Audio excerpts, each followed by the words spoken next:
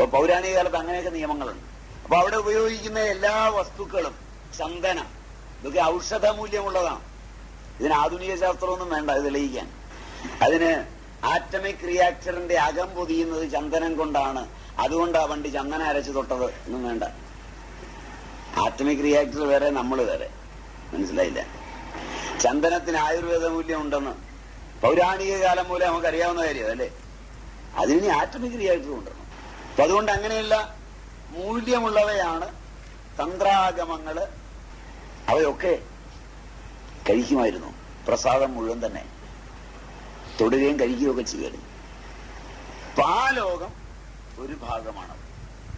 അത് വളരെ വിപുലമാണ്. ഇതിൽ ഓരോന്നിടത്ത് പഠിച്ചാല് ഒരുപാട് രോഗങ്ങളെ കുറിച്ചും ഒക്കെ പഠിക്കാൻ ഒരുപാടുണ്ട്. ക്ഷേത്രത്തിലെ ആരാധനയിൽ ഉപയോഗിക്കുന്ന വസ്തുക്കളും അവയുടെ ഉപയോഗവും അതുകൊണ്ടുള്ള രോഗങ്ങളും അതെല്ലാം അതിനോടൊപ്പം വരുന്നൊരു വിഷയമാണ്. വീണ്ടും ആ ക്ഷേത്രത്തെ സംബന്ധിച്ചിടത്തോളം അതിന്റെ കൽപ്പനകളിൽപ്പെട്ട വൈവിധ്യങ്ങൾ അതൊരു വിഷയമാണ്. ഇതെല്ലാം തന്ത്രത്തിൽപ്പെടും. അതിന് സമയം പോരാ. അതുകൊണ്ടത് പൊതുവെ പറഞ്ഞങ്ങ് വിടുക നല്ലത്. ക്ഷേത്രത്തിന്റെ രൂപകൽപ്പനയെ ഞാൻ സൂചിപ്പിച്ചു നിർത്തിയിട്ടുണ്ട്. പാതുകത്തില് ഉണ്ടാവും.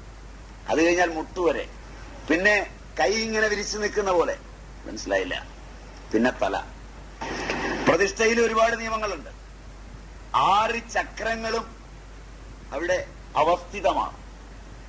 മൂലാധാരം, സ്വാധിഷ്ഠാനം, മണിപൂരകം. മണിപൂരകത്തിലെത്തുമ്പോഴാണ് സ്വർണവും വെള്ളിയും ഒക്കെ അവിടെ നിക്ഷേപിക്കുന്നത്. മനസ്സിലായില്ല? വീടിനും കട്ടള വെക്കുമ്പോഴും അതുകൊണ്ട് അത് മണിപൂരകത്തില് സിദ്ധികളൊക്കെ ഉണ്ടാവും.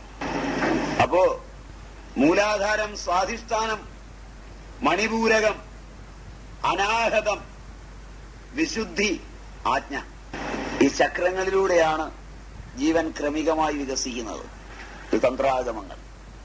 വിഗ്രഹത്തില് അങ്ങ് മുകളിലെത്തുമ്പോ നവധാന്യങ്ങളൊക്കെ വെച്ചിട്ടുണ്ടാവും.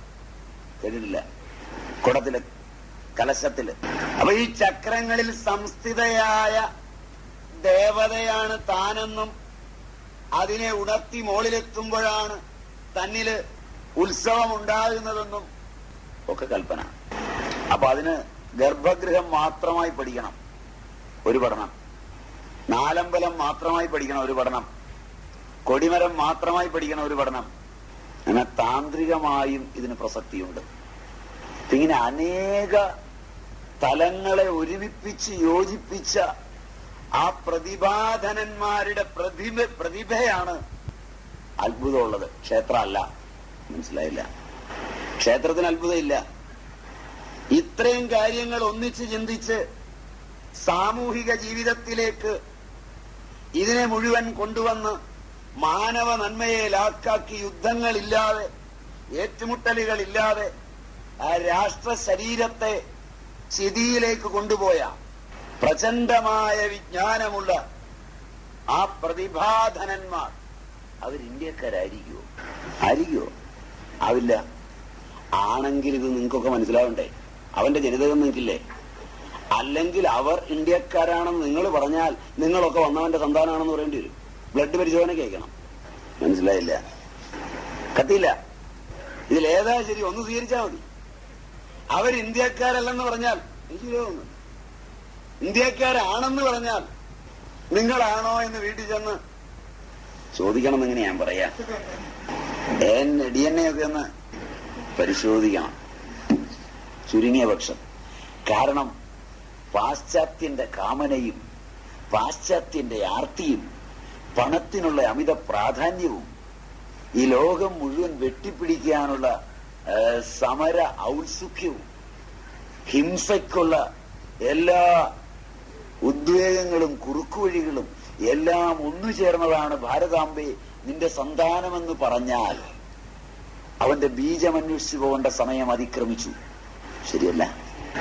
അവനാകട്ടെ ഈ പൂർവന്മാരുടെ പുണ്യശ്ലോകന്മാരായ അവരുടെ നന്മകളൊന്നും വായിച്ചാലും പഠിച്ചാലും മനസ്സിലാവുകയുമില്ലെന്നായിരിക്കുന്നു.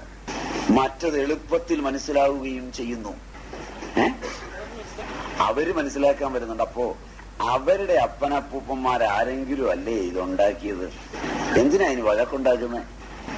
ബഹുമുഖ പ്രതിഭകളായ ആ പൂർവ ശ്ലോകന്മാർ രൂപാന്തരപ്പെടുത്തിയ ഈ വിവിധങ്ങളായ അറിവുകളുടെ ആശ്ലേഷണ ഭൂമിയാണ് ഈ ക്ഷേത്രങ്ങളൊക്കെ. അത് വെറുതെ പോയിരുന്നൊരു ദൈവത്തെ ആരാധിക്കാനോ അവിടെ ചിട്ടി പിടിക്കാനോ ഒക്കെ ആക്കി തീർത്തവരെ എത്രയാ അനുമോദിക്കുക? അതുകൊണ്ട് അതിനെപ്പറ്റി കൂടുതൽ അറിയണമെങ്കിൽ ഇനിയും ക്ലാസ്സിന് സമയം ഒരുപാട് വേണം. അപ്പൊ ഞാൻ നിങ്ങളോടൊരു വാക്ക് പറഞ്ഞിരുന്നു. ഇപ്പൊ സമയം 4:30 ആയില്ലെന്ന് എനിക്കറിയാം. ചോദ്യം അവസാനം ചോദിക്കാൻ അവസരം തരാവുന്നൊരു വാക്ക് ഞാൻ പറഞ്ഞിരുന്നു. എന്റെ വാക്കൊക്കെ മാറ്റിയിട്ട് ഞാൻ പെട്ടെന്ന് ഇറങ്ങിപ്പോയി. ചോദിക്കാനുണ്ടായിരുന്നു സ്വാമിയോട്. സ്വാമി ആദ്യം പറഞ്ഞു അവസാനം തരാമെന്ന്. ഒടുവിൽ സ്വാമി മുങ്ങുകയും ചെയ്തു എന്ന് പറയാതിരിക്കണ്ടേ? അതുകൊണ്ട് തൽക്കാലം നമുക്ക് ഇവിടെ ക്ലാസ് നിർത്താം. ഞാൻ പറഞ്ഞതിൽ എവിടെയെങ്കിലും നിങ്ങളുടെ ചിന്തകൾ യോജിക്കാതെ വരുന്നുണ്ടെങ്കിൽ പറയണം. അവ എനിക്ക് പറ്റിയ തെറ്റാണെങ്കിൽ സമ്മതിക്കാൻ ഞാൻ തയ്യാറാണ്. മനസ്സിലാകാത്തത് കൊണ്ടാണെങ്കിൽ വിശദീകരിക്കാനും സന്നദ്ധമാണ്. അതുകൊണ്ട് വല്ലതും ഉണ്ടെങ്കിൽ ചോദിക്കാം. കാരണം നല്ല ചോദ്യമാണ്. ക്ഷേത്രാരാധനയില് ഒരേ ദേവതയ്ക്ക് തന്നെ പല രൂപമുണ്ട്. ഒരേ ദേവതയ്ക്ക് തന്നെ പല രൂപമുണ്ട്. രാമന്റെ ക്ഷേത്രങ്ങളിൽ തന്നെ കോദണ്ഡരാമന്റെ പ്രതിഷ്ഠയുണ്ട്, സീതാസമേതനായ രാമന്റെ പ്രതിഷ്ഠയുണ്ട്, സീതാലക്ഷ്മണ സമേതനായ രാമനുണ്ട്, രാവണാന്തകനായ രാമനുണ്ട്. ഞാൻ നേരത്തെ പറഞ്ഞ പോലെ അന്ന് നിലനിന്നിരുന്ന രാജഭരണം ഉപയോഗിച്ച മിത്തേതോ അതിനനുസരിച്ചാണ് ആ രൂപം. ആ ദേവതയെ സ്വീകരിക്കുന്നത് അന്ന് നിലനിന്ന ഭരണരംഗത്തിലെ മാനവഭാവങ്ങൾക്കനുസരിച്ചുള്ള ഭാവമാണ് സ്വീകരിക്കുന്നത്. അതുകൊണ്ട് അവസ്ഥയെയാണ് പൂജിക്കുന്നത്, ദേവതയെ അല്ല. തന്ത്രാഗമങ്ങളില് ഇത് സത്യമാണ്. രാമനോട് ഭരദ്വാജൻ ഇതിന് ഉത്തരം പറയുന്നുണ്ട്. ക്ഷേത്രം ഉണ്ടായിട്ട് പറഞ്ഞല്ല, അതിവിടെ സ്വീകാര്യമായതുകൊണ്ട് മാത്രം സ്വീകരിക്കുക. ഭരദ്വാജനോട് രാമൻ ചോദിക്കുന്നുണ്ട്. ഭരദ്വാജ ആശ്രമത്തിൽ രാവണവധം കഴിഞ്ഞ് രാമൻ പോകുന്നുണ്ട്. ഓർമ്മയുണ്ടോ രംഗെന്നറിയില്ല. അപ്പോ വലിയ സ്വീകരണമായിരുന്നു. പ്രഥമനൊക്കെ സഹിത സ്വീകരിച്ചു. വിളമ്പി കൊടുക്കാനൊക്കെ ഒരുപാട് ആളുകൾ. ഒരു ഭയങ്കര സ്വീകരണം. പണ്ട് എന്നപ്പോ കിഴങ്ങൊക്കെ കൂടെ പറിച്ചു കൊടുത്തു. രാമനും ലക്ഷ്മണനും സീതയും കൂടെ ചെല്ലുമ്പോൾ കിഴങ്ങ് പറിച്ചു കൊടുത്തു ഭരദ്വാജൻ. ഇപ്പൊ ഭയങ്കര സ്വീകരണം. ഭരദ്വാജനോട് രാമൻ ചോദിച്ചു, എന്താ ഈ വ്യത്യാസം? പറഞ്ഞ അവസ്ഥ പൂജ്യതേ രാമ ശരീരോ നതു പൂജ്യതേ തദാനിം ധാരകോസിത്വം ഇദാനിം രാജവല്ലഭ ത്വം തദാനിം ധാരക അസി. അവിടെ നീ ഭർത്താവ് മാത്ര, ഇവിടെ നീ രാജവല്ലഭനാണ്. അന്ന് വനത്തിലേക്ക് പോകാൻ ബ്രഹ്മചര്യം സ്വീകരിച്ചാ നീ വന്ന വേഷം അതായിരുന്നു. 14 വർഷം കഴിഞ്ഞ് അയോധ്യയുടെ അധിപനായിട്ടാണ് ഇപ്പൊ വന്നിരിക്കുന്നത്. മനസ്സിലായില്ല? ഇതുപോലെ ദേവതയുടെ അവസ്ഥയ്ക്കാണ് പൂജ. അതുകൊണ്ട് മൂലമന്ത്രത്തിനും ധ്യാന ശ്ലോകത്തിനും മാറ്റം ഉണ്ടാവും. ഹത്വായുദ്ധേത ശാസ്യം എന്നാണ് രാവണാന്തക രാമന്റെ ധ്യാന ശ്ലോകം തുടങ്ങുന്നത് തന്നെ. അപ്പൊ എങ്ങനെ ഇരിക്കുന്നോ അങ്ങനെ.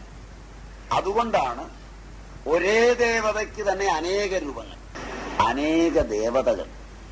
പക്ഷേ ക്ഷേത്രത്തില് പ്രധാന ദേവതയുടെ, അത് ബൗദ്ധായനമോ അശ്വലായനമോ എന്ന് നോക്കി അതിന്റെ പരിവാര ദേവതകളെ പണ്ടുണ്ടായിരുന്നുള്ളൂ.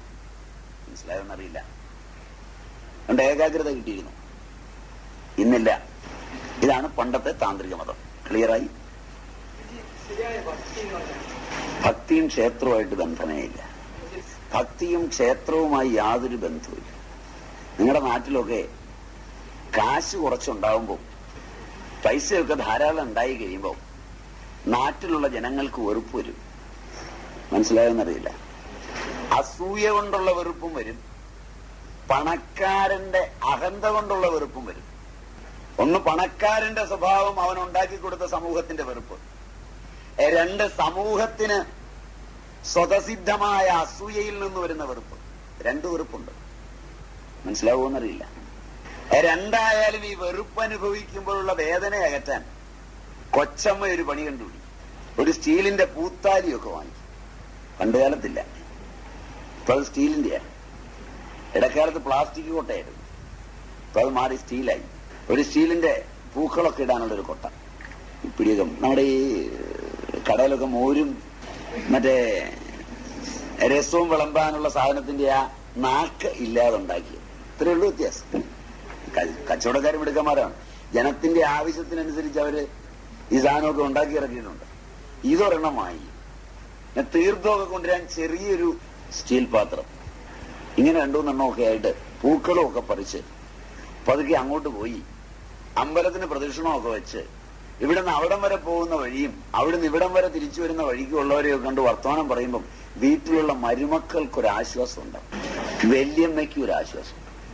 ഒപ്പം പോകുന്ന വഴിക്ക് കല്യാണി നീ വരുന്നോ, കാമാക്ഷി നീ വരുന്നോ എന്ന് ചോദിക്കുമ്പം ഞാൻ ഭക്തയാണെന്ന് നാട്ടുകാർക്കൊരു തോന്നലും വരും.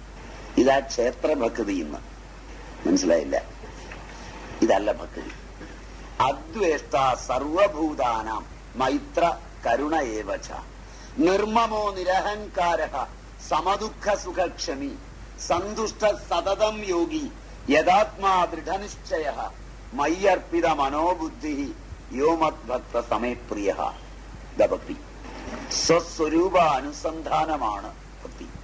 എപ്പോഴാണോ ഒരുവന് താൻ കാണുന്ന ചുറ്റുമുള്ളതിനോടൊന്നും വെറുപ്പില്ലാതിരിക്കണം, സമമായി കാണുന്നത്, എല്ലാവരോടും സദ്ഭാവവും സാധുഭാവവും ആർക്ക് തോന്നുന്നു അവനാണ് ഭക്തൻ. മനസ്സിലായി? മോക്ഷത്തിന് ഈ ഭക്തി ധാരാളം മതി. മോക്ഷത്തിന് ഇത് തന്നെയാണ് ജ്ഞാനം, ഇതായാലും മതി. ഇത് തന്നെയാണ് കർമ്മയോഗം. ഭഗവത്ഗീത കർമ്മയോഗത്തിൽ പറയും, ജഹി ശത്രു മഹാബാഹു കാമരൂപം ദുരാസതം. നിന്റെ കാമമാകുന്ന ശത്രുവിനെ കൊല്ല്. ഭീഷ്മരേന്ദ്രോണരെയൊന്നും അല്ല, യുദ്ധം ചെയ്യണ്ടെന്ന് സാരം. യുദ്ധം ചെയ്യാൻ ഗീത പഠിപ്പിക്കുന്നില്ല, ചെയ്യരുതെന്ന് പഠിപ്പിക്കുന്നുണ്ട്. ത്രൈഗുണ്യ വിഷയാവേദ നിസ്ത്രൈഗുണ്യോ ഭവാർജുന നിർദ്വന്ദ്വോ നിത്യസത്വസ്ഥോ നിർയോഗക്ഷേമ ആത്മവാൻ. ആ വാക്കിൽ യുദ്ധം ചെയ്യരുതെന്നല്ലേ? മനസ്സിലായില്ല? ഏ അർജുന, വേദങ്ങൾ പോലും ത്രിഗുണ വിഷയമാണ്, നീയോ ഗുണാതീതനാകെ. വേദത്തെ പോലും അതിക്രമിക്കാനാണ് ഉപദേശം. യുദ്ധം ചെയ്യാൻ പറ്റുമോ? മനസ്സിലായില്ല? ആകെ ശങ്കയായി. ഭഗവാൻ അർജുനനോട് പറഞ്ഞത് യുദ്ധം ചെയ്യരുതെന്നാണ്. അങ്ങനെ ആത്മബോധത്തിലെത്താനാ പഠിപ്പിച്ചേ. അപ്പൊ അതാണ് ജ്ഞാനവും, അതാണ് കർമ്മയോഗവും, അത് തന്നെയാണ് ഭക്തിയും. അത് പല തലങ്ങളിൽ വ്യത്യസ്ത വാക്കുകളിലൂടെ ഒരേ ആശയം. ഏതാണ് അർജുനന് കത്തുക എന്നറിയാൻ പറഞ്ഞു കൊടുത്താൽ ഒന്നും കത്തിയില്ല, അതുകൊണ്ട് യുദ്ധം ചെയ്തു എന്ന് ഞാൻ പറഞ്ഞില്ല. സങ്കല്പമാണെന്ന് സമ്മതിക്കുകയാണെങ്കിൽ എനിക്ക് ചാരിതാർത്ഥ്യം കൂടുതലുണ്ട്. സങ്കല്പമാണെന്ന് സമ്മതിക്കുന്നുവെങ്കിൽ എനിക്ക് ചാരിതാർത്ഥ്യം കൂടുതലുണ്ട്. ആണെന്നും അല്ലെന്നും ഞാൻ പറയുന്നില്ല. കുരുക്ഷേത്ര യുദ്ധം ഒരു നടന്ന സംഭവമാണെങ്കിൽ അതിലെനിക്ക് വിരോധമൊന്നുമില്ല. നടന്ന സംഭവമാണെന്ന് വന്നാൽ അന്ന് എന്നെക്കാളും വിവരമുള്ള ഒരുത്തനുണ്ടായിരുന്നു എന്നുറപ്പായി. എന്നെയോ നിങ്ങളെയോ പോലുള്ളവരായിരുന്നു അതിനകത്ത് തടിച്ചുകൂടിയവരൊന്നും എനിക്ക് ബോധ്യായി. മനസ്സിലായില്ല? ഒരു യുദ്ധക്കളത്തിന്റെ മധ്യത്തിൽ പോയി ഇത്ര ഭംഗിയായി ദർശനം ഉപദേശിച്ച് ഒരുത്തന്റെ ചങ്കൂറ്റം ഗംഭീരാണ്. യുദ്ധം ചെയ്യാനാണെങ്കിൽ ഒരു നാടമ്പട്ട വാങ്ങിച്ചു കൊടുത്താൽ മതിയായിരുന്നു. ഇപ്പൊ യുദ്ധം ചെയ്യാനാണ് ഈ ദർശനമൊക്കെ ഉപദേശിച്ചതെങ്കിൽ എനിക്ക് അങ്ങനെ വലിയ ബഹുമാനമൊന്നുമില്ല. കാരണം അത് അതിലും സമർത്ഥമായി ചെയ്യാൻ എനിക്കും അറിയാം. 2 കുപ്പി പട്ടയുടെ കാര്യമുള്ളൂ. മനസ്സിലായില്ല? അതിർത്തിയിലോട്ട് യുദ്ധം ചെയ്യാൻ മടി കാണിച്ച് ഭാര്യയും പിള്ളേരും ഉണ്ടല്ലോ എന്ന് വിചാരിക്കുന്ന പട്ടാളക്കാരന് നല്ല റാമൊക്കെ അടിച്ചു കയറ്റി പൂശി വ്യൂകളും വിളിച്ചു കഴിയുമ്പോഴേ അവൻ അറിയാതെ പോയി തട്ടിയിട്ട് വരുന്നത്. മനസ്സിലായില്ല? അവിടെ പോയി നിന്ന് വാജ്പേയിയോ മറ്റവന്റെ പേരെന്തോ അപ്പുറത്തുള്ളവന്റെ മുഷാറഫോ അദ്വേഷ്ട സർവഭൂതാനം മൈത്ര കരുണയേവച ചൊല്ലി അവൻ വീട്ടിലെത്തും. മനസ്സിലായില്ല? ഈ ശ്ലോകം ചൊല്ലി യുദ്ധം ചെയ്യിപ്പിക്കാനൊന്നും പറ്റൂല. മറിച്ച് പൂശാനുള്ള 4 എണ്ണം വാങ്ങിക്കൊടുത്താൽ പൂശി കഴിഞ്ഞ് വ്യൂകളും വിളിക്കണം. ഒരു മാർച്ചിങ് സോങ്. പോയി തട്ടും, കൂടെ ഇവനും തട്ടപ്പെടും. തട്ടപ്പെട്ടാൽ തട്ടിക്കഴിയുമ്പോൾ ഇനിയുള്ളവനും പോകാനൊരു ആവേശം വരാൻ ചത്തവന് കൊടുക്കുന്ന വീരചക്രവും കൊടുക്കും. അല്ലേ? ചാകാൻ നിങ്ങൾ റെഡി. തൊഴിലില്ലായ്മ അത്രയും രൂക്ഷം. അതുകൊണ്ടാണ് ഇന്ത്യക്കാരൻ പോകുന്നത്. ദേശസ്നേഹം കൊണ്ടാണെന്ന് പറഞ്ഞാൽ അതാ. ഇംഗ്ലണ്ടുകാരനെ പറ്റി എനിക്ക് ബഹുമാനമുണ്ട്. കാരണം ഇന്ത്യക്കാരൻ പോകുന്നത് ദേശസ്നേഹം കൊണ്ടാണെന്ന് പറഞ്ഞാൽ സമ്മതമല്ല. കാരണം ശമ്പളവും കിമ്പളവും ഒക്കെയാണ് നോക്കുന്നത്. അവസാനം പെൻഷൻ പറ്റിക്കഴിഞ്ഞും വയസ്സുകാലത്ത് ഈ പട്ടം വാങ്ങിക്കാൻ പോകുന്നുണ്ട് ക്യാൻറ്റീനിലേക്ക്. ശരിയല്ലേ? ഇത് ഞാൻ പറഞ്ഞു തീർന്നില്ല. അപ്പൊ അതുകൊണ്ട് ആ യുദ്ധക്കളത്തിന്റെ മധ്യത്തിലും പോയി ചങ്കൂറ്റമായി ജ്ഞാനം ഉപദേശിച്ചവൻ അവന് തന്നെ, അവനെയാ പഠിക്കേണ്ടത്. അത് ബഹുമാനമുള്ള കാര്യമാണ്. ആ നിലയ്ക്ക് നടന്നതാണെങ്കിൽ അവൻ ഗംഭീരൻ, നടക്കാത്തതാണെങ്കിൽ അവനെയും കൂടെ സൃഷ്ടിച്ച അവനുണ്ട്. മനസ്സിലായില്ല? കൽപ്പനയാണെങ്കിൽ മറ്റവൻ അതിനേക്കാൾ ഗംഭീരൻ. ആരാ? നമോസ്തുതേ വ്യാസവിശാലബുദ്ധേ ഭുല്ലാരവിന്ദായത പത്രനേത്ര. ആ പദം കൊണ്ട് അവൻ തന്നെയാണെന്നാ തോന്നുന്നത്, അല്ലേ? ഭുല്ലാരവിന്ദായത പത്രനേത്രൻ. കൃഷ്ണന്റെ ഒരു ഓർമ്മയുണ്ടെന്ന് തോന്നുന്നു, അല്ലേ? ഏനത്വയാ ഭാരത തൈലപൂർണ പ്രജ്വാലിതോ ജ്ഞാനമയ പ്രദീപ എന്ന് പറയുന്ന അവൻ ഗംഭീരൻ, ആ കൈവർത്തകൻ. മറ്റുള്ളവരത് അങ്ങനെയും പറഞ്ഞിട്ടുണ്ട് മധുസൂദന സരസ്വതി, അല്ലേ? ഭീഷ്മദ്രോണ തട ജയദ്രഥ ജല ഗാന്ധാര നീലോപല ശല്യഗ്രാഹപതി കൃപേണ വഹനി കർണേന വേലാകുല അശ്വത്ഥാമ വികർണ ഘോര മകര ദുര്യോധന ആവർത്തിനി സ്വോത്തീർണാഖലു പാണ്ഡവൈരണ നദി കൈവർത്തക കേശവ. ആരാ കൈവർത്തകൻ? തോണി കിടത്തുന്നവൻ. ആരാ തോണിക്കാരിയുടെ മകൻ? വ്യാസൻ. അപ്പൊ കേശവൻ ആരാ? വ്യാസൻ. അപ്പൊ കൽപ്പിതല്ലേ? ആ, എന്നാ ഇതൊക്കെ ഇല്ലേ? ഉണ്ട്. അപ്പൊ കൽപ്പിതാണോ? അല്ല. കൽപ്പിതാണോ എന്ന് ചോദിച്ചാൽ അല്ലേന്ന് ചോദിച്ചാൽ അല്ല. മനസ്സിലായില്ല? അപ്പൊ അതുകൊണ്ട് ആണോന്ന് ചോദിച്ചാൽ അല്ല, അല്ലേന്ന് ചോദിച്ചാൽ ആണ്. അപ്പൊ അതുകൊണ്ട് ഈ രണ്ടർത്ഥത്തിലും വരുന്ന, ഏതായാലും രണ്ടു സ്ഥലത്തും മഹാനായി ഒരുത്തനുണ്ട്. അതുകൊണ്ട് തന്നെ ഗംഭീരമാണ് ഈ സാധനം. പക്ഷേ അത് യുദ്ധം അർജുനൻ ചെയ്തു, നിങ്ങൾക്കും ചെയ്യാം. പാവം കൃഷ്ണനെയും ഗീതയെയും വലിച്ചഴക്കരുത്. എതിരാളിക്ക് രണ്ടെണ്ണം കൊടുക്കാൻ പ്രമാണഗ്രന്ഥങ്ങളെ വലിച്ചഴയ്ക്കുന്നത് ഭീരുവിന്റെ ലക്ഷണം. മനസ്സിലായില്ല? എനിക്കൊരു തല്ലു കൊടുക്കണം, കൊടുത്തിട്ട് പറയണം ഞാൻ തല്ലി, എന്റെ സ്വഭാവമാണ് തല്ലുക എന്നുള്ളത്. അതിന് മഹാന്മാരെയും മഹത്ഗ്രന്ഥങ്ങളെയും വലിച്ചഴയ്ക്കുന്നവൻ ലോകത്തിലെ ഏറ്റവും നീചനാണ്. മനസ്സിലായില്ല? അതിന് ഗീതയൊന്നും വേണ്ട. അങ്ങയ്ക്കും അയൽവക്കത്തുള്ളവരുടെ രണ്ടു കൊടുക്കാം. കൊടുത്തോ, കിട്ടുമ്പോൾ മേടിക്കുകയും ചെയ്യണം. കിട്ടുമ്പോൾ മേടിക്കാതിരിക്കാനും കൊടുക്കുന്നതിനെ ന്യായീകരിക്കാനുമായി ഗീതയെ വലിച്ചഴയ്ക്കുന്നത്. അത് ലോകത്തിലെ ഏറ്റവും ഭീതിക്കളുടെ ലക്ഷണമാണ്. മനസ്സിലായില്ല പറഞ്ഞത്? അതിന് ഗീതയൊന്നും വേണ്ട. എനിക്ക് ചിലപ്പോൾ തോന്നിയാൽ അങ്ങയ്ക്കിട്ട് രണ്ടു തരും. അത് വന്നിട്ട് പറയും ഞാനാ വന്നത് മേടിച്ചോളാൻ. അതിന് ഗീത വേണോ? അതിനൊരു ചങ്കൂറ്റമേ വേണ്ടു, ഒരു വിവരക്കേട്. കിളകൾക്കൊരു 400 കൊല്ലത്തിന്റെ പഴക്കമേ ഉള്ളൂ എന്നാണ് അത് അനുഷ്ഠിക്കുന്നവരുടെ പാരമ്പര്യങ്ങൾ തന്നെ പറയുന്നതെന്നാണ് എന്റെ അറിവ്. അല്ലേ? അത് പ്രാചീനങ്ങളായ ഉന്നതങ്ങളായ ദാർശനിക വിഷയങ്ങളെ സാധാരണ ലോകങ്ങളിലേക്ക് കൊണ്ടുവന്ന് സാമൂഹികമായ സർക്കാസത്തിലൂടെ, മനസ്സിലായോന്നറിയില്ല, പരിഹാസത്തിലൂടെ അവതരിപ്പിച്ചു എന്നത് ചില തെയ്യങ്ങളുടെ വിഷയം. മനുഷ്യനെ നന്മയിലേക്ക് കൊണ്ടുപോകുന്നതിന് മുമ്പ് പറഞ്ഞ അബോധ പ്രബോധനങ്ങൾ അവതരിപ്പിച്ചു എന്നുള്ളത് ചില തെയ്യങ്ങളുടെ വിഷയം. പൊട്ടൻ തെയ്യം പരിഹാസത്തിലൂടെ മാനവ പരിണാമത്തിന് ഇടം കൊടുക്കുന്നതാണ്. ശരിയല്ലേ? ഐത്തത്തെയും അനാചാരത്തെയും ഒക്കെ ശക്തങ്ങളായ പരിഹാസങ്ങളിലൂടെ അങ്ങനല്ലേ അത് ചെയ്യുന്നത്. നിന്നെ കുത്തിയാൽ ചോര, എന്നെ കുത്തിയാലും ചോര. അപ്പൊ ഈ ചോദ്യങ്ങൾ പരിഹാസത്തിന്റെ മുൾമുനകളാണ്.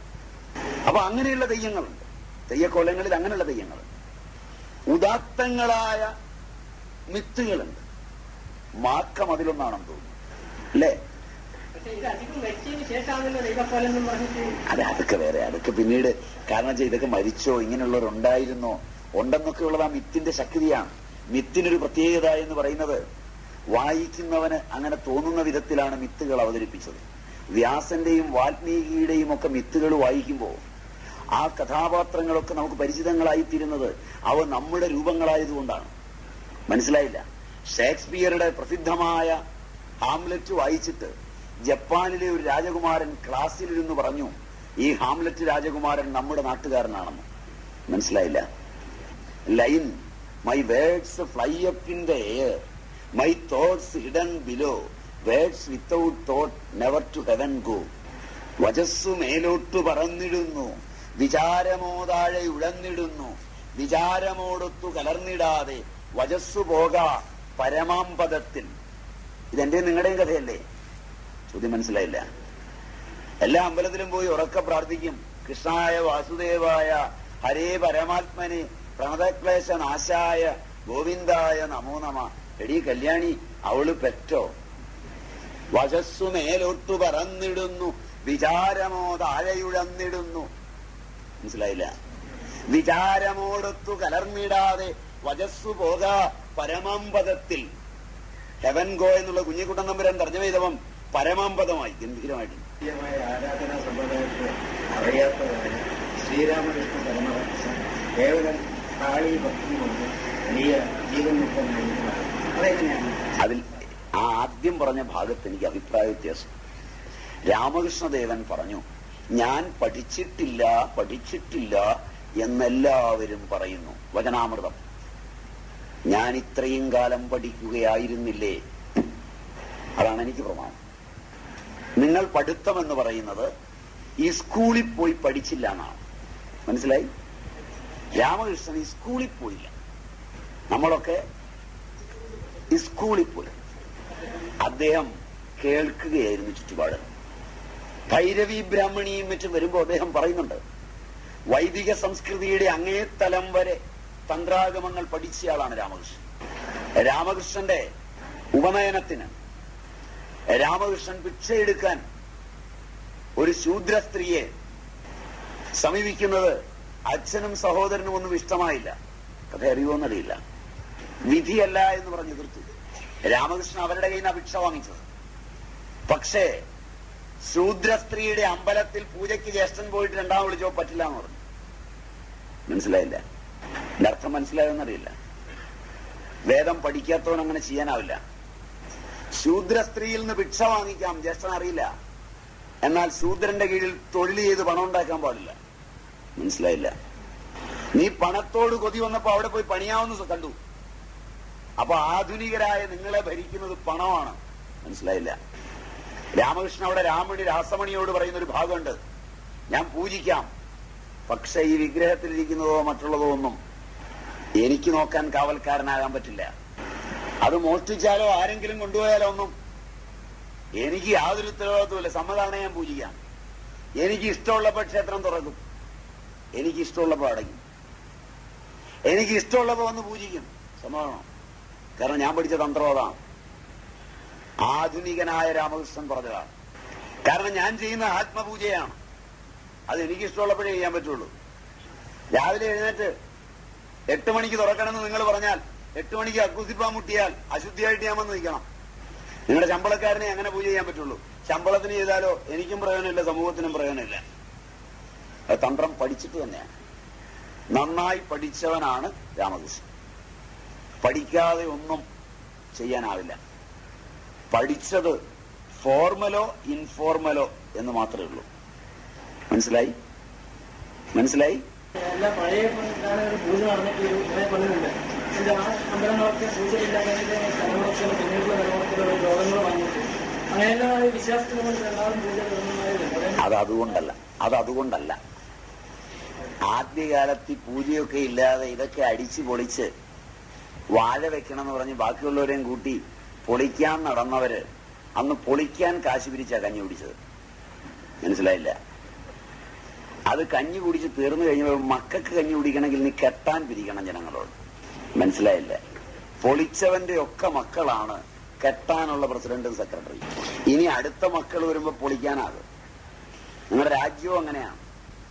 നെഹ്റുവിന്റെ കാലത്തൊക്കെ ഉണ്ടായിരുന്ന ഭരണാധികാരികളെല്ലാം കൂടി മക്കള് ഭരിക്കാറായപ്പോഴേക്ക് അതെല്ലാം വിറ്റ് കാശ് വാങ്ങിക്കുക. ഇനി അത് പാശ്ചാത്യം കൊണ്ടുപോയി ഇനിയൊരു സ്വാതന്ത്ര്യ സമരത്തില് വീണ്ടും പിരിക്കും, രണ്ടാമതുണ്ടാകാൻ. ഇതിങ്ങനെ പിരിക്കലും പൊളിക്കലും. മനസ്സിലായില്ല? തുടർന്നുകൊണ്ടിരിക്കും. അതിനാ ലോകം എന്ന് പറയുന്നത്. അതാണ് ലോകം. തന്ത്രാഗമങ്ങളിൽ, ക്ഷേത്രങ്ങളിലെ ഓരോ കലയിലും ഈ തത്വങ്ങൾ മുഴുവനുണ്ട്. അതാ ഞാൻ മുമ്പ് പറഞ്ഞേ, തന്ത്രാഗമങ്ങൾ ഡീറ്റെയിൽഡ് ആയിട്ട് പഠിക്കാൻ ഒരു ക്ലാസ് വെച്ചാൽ ഒരു ദിവസം വരാം. അവിടെ ഈ 6 ചക്രങ്ങളും 96 തത്വങ്ങളും എല്ലാം ചേർന്ന് വിലസുന്ന ഒരു തലം ഗംഭീരമായുണ്ട്. അതാണല്ലോ ഞാൻ പറഞ്ഞ, കൊടിമരം പ്രത്യേകം പഠിക്കണം, നാലമ്പലം വേറെ പഠിക്കണം, ഗർഭഗൃഹം വേറെ പഠിക്കണം, ആ താന്ത്രിക പൂജ പഠിക്കണം. അതൊക്കെ ഞാൻ സൂചിപ്പിച്ചു പോയേ ഉള്ളൂ. സമനോട് ചെയ്യുന്ന ആ പൂജ എന്നൊക്കെ അത്രയൊന്നും പോരാ, ആഴത്തിൽ പഠിക്കണം.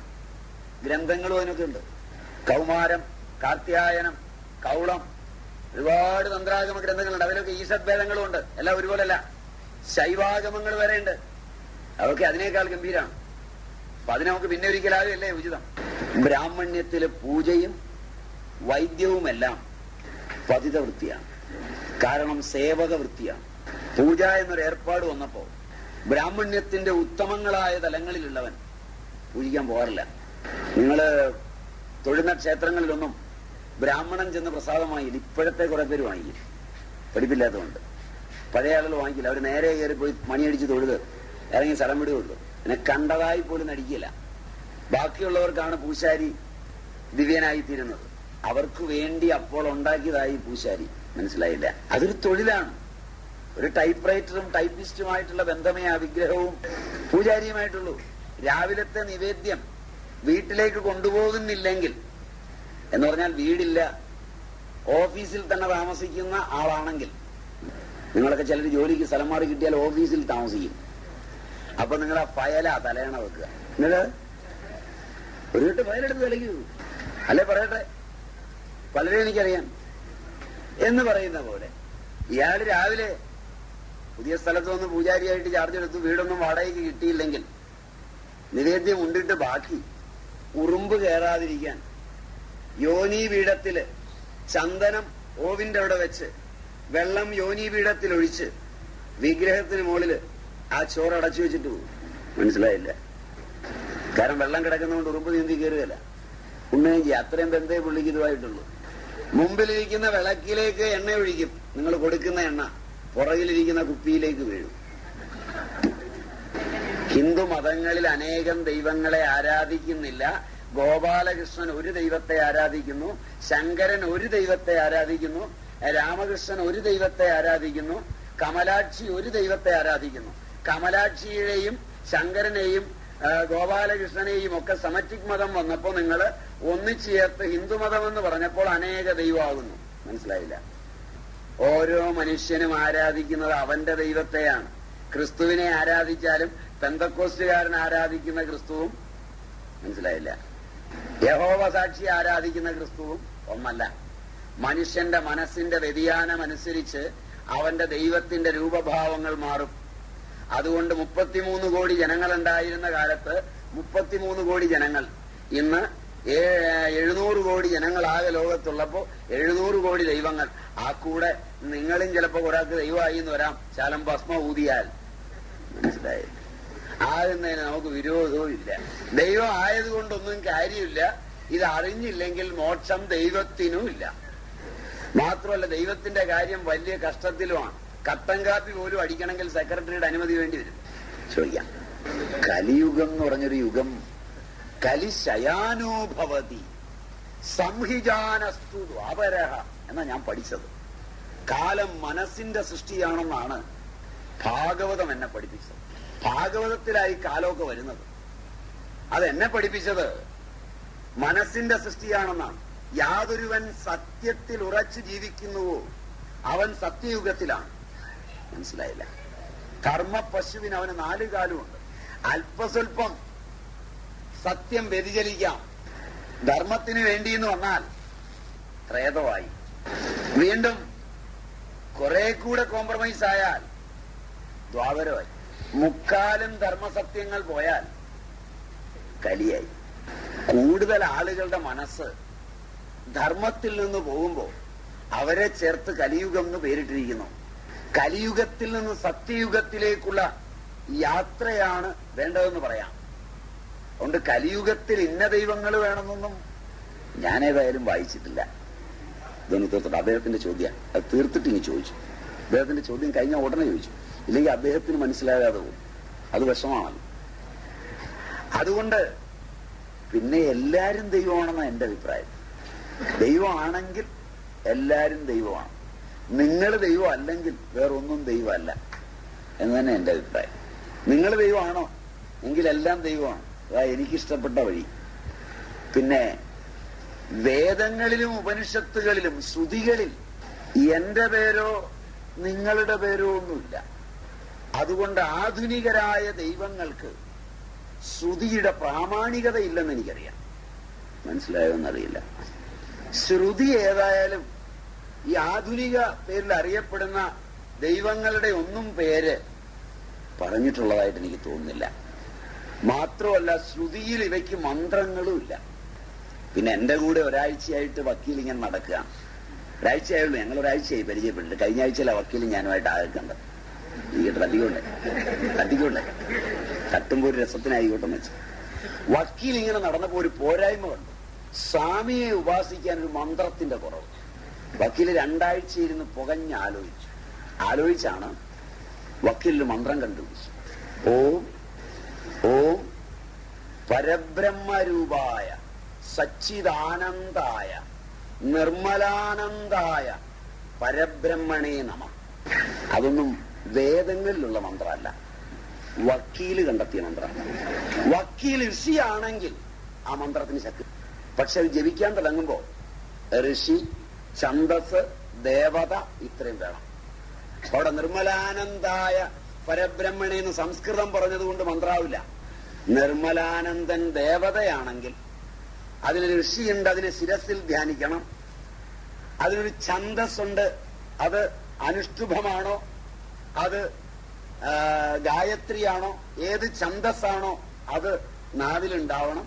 ഇങ്ങനെ ആയാലേ മന്ത്രത്തിന് പ്രസക്തിയുള്ളൂ. എന്നെപ്പറ്റി പറയാൻ എനിക്ക് സ്വാതന്ത്ര്യമുണ്ട്. നിങ്ങൾ പറഞ്ഞ പേരുകളൊന്നും പറയാൻ എനിക്ക് സ്വാതന്ത്ര്യമില്ല. അതുകൊണ്ടാണ് ഞാൻ എന്നെപ്പറ്റി പറയുന്നത്. മനസ്സിലായോന്നറിയില്ല. മറ്റത് എനിക്ക് അറിയില്ലാത്തതാണ്. മറ്റൊരാളെ നിഷേധിക്കുകയോ അയാളെ എതിർത്ത് പറയുകയോ ചെയ്യാൻ എനിക്ക് ആരും ലൈസൻസ് തന്നിട്ടില്ല. എന്നെക്കുറിച്ച് പറയാൻ ലൈസൻസ് ഞാൻ നേരത്തെ എടുത്തിട്ടുണ്ട്. അതാണല്ലോ നല്ല വഴിയല്ലേ? അതാകുമ്പോ നമുക്ക് 2 കൂട്ടർക്കും എതിർപ്പില്ലാത്ത വഴിയാ. പിന്നെ ആരെങ്കിലുമൊക്കെ ഈ ലോകത്ത് ദൈവം ആയതുകൊണ്ട് എനിക്ക് ഒരു നഷ്ടവും. അതിലൊരു അസൂയം കുശുമ്പൊന്നും ഉണ്ടാകേണ്ട കാര്യം. ഞാന് ദൈവം ആവില്ല എന്ന് എനിക്കറിയാം. ദൈവമായാലും ഇങ്ങനെ ഒരു കട്ടൻ കാപ്പി കുടിക്കും. എനിക്ക് വല്ലപ്പോഴും ഒക്കെ ഒരു കട്ടൻ കാപ്പി കുടിക്കണം. പിന്നെ ഇങ്ങനെ നിങ്ങളോടൊക്കെ കൊസറാക്കൊള്ളി പറയണം. ഈ കൊസറാക്കൊള്ളിയൊക്കെ പറയണമെങ്കിൽ ഞാൻ ഇഷ്ടപ്പെടുന്നില്ല ദൈവമാകാൻ. മനുഷ്യരോടൊപ്പം ഇരിക്കുമ്പോൾ ദൈവമായാൽ ഒരു സുഖമില്ല. മൂർഖം പാമ്പ് കടിച്ചാൽ ഒരു സുഖവും ഇല്ലെന്ന് പറയുന്ന പോലെ. എന്റെ ഭാഷ വളരെ ലളിതമാണ്, അതുകൊണ്ട് നിങ്ങൾക്ക് എളുപ്പം മനസ്സിലാവുമെന്നാണ് എനിക്ക്. മൂർഖം പാമ്പ് കടിച്ചാൽ ഒരു സുഖവും ഇല്ലെന്ന് ജീൻ ഓസ്റ്റിൻ പറയുന്നത് പോലെ, ഉദ്ധരണിയാണ് എന്റെ അല്ല, എന്ന് പറയുന്ന പോലെ നിങ്ങൾ ഈ മനുഷ്യരോടൊപ്പമൊക്കെ ഇങ്ങനെ കലർന്ന് ഒഴുകുമ്പോൾ മനുഷ്യനല്ലാതായ. അതുകൊണ്ട് ഈ വേദമന്ത്രങ്ങളിൽ ഞാൻ മുമ്പ് പറഞ്ഞ വക്കീല് കണ്ടുപിടിച്ച മന്ത്രം ഞാൻ ഇതുവരെ കണ്ടിട്ടില്ല. വക്കീല് കണ്ടുപിടിച്ചതോ എന്നെ ഒതുക്കാനാ. അത് ഞാൻ അറിയാതിരിക്കുമ്പോഴാണ് ഞാൻ ദൈവമാകുന്നതെങ്കിൽ അറിവില്ലായ്മയെ നിന്റെ പേരാണ് ദൈവമെന്ന് പറയേണ്ടി വരും. ഈ കണക്കൊക്കെ അതിൽ പറഞ്ഞിരിക്കുന്ന വാക്കുകൾക്ക് ദിവസമൊക്കെ കണക്കുകൂട്ടി നിങ്ങളുണ്ടാക്കിയ കണക്കോ അതിലിതിന്റെ ദിവസവും മാസവും വർഷവും ഒക്കെ ഉണ്ടോ? പഞ്ചാംഗ അല്ലേ ചോദിച്ചു?